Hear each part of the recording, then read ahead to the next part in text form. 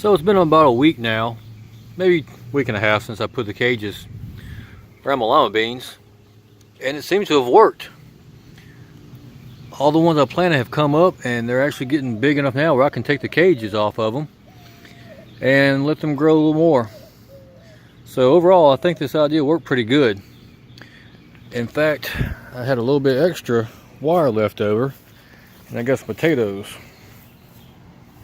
growing in some 5-gallon buckets, and this one right here was kind of getting to a slow start, so I put just a little piece right there over it, and it seemed to deter the squirrels off of it too, and you can see those are growing pretty good.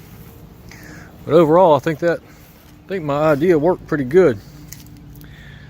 Got some other seeds coming up back over there.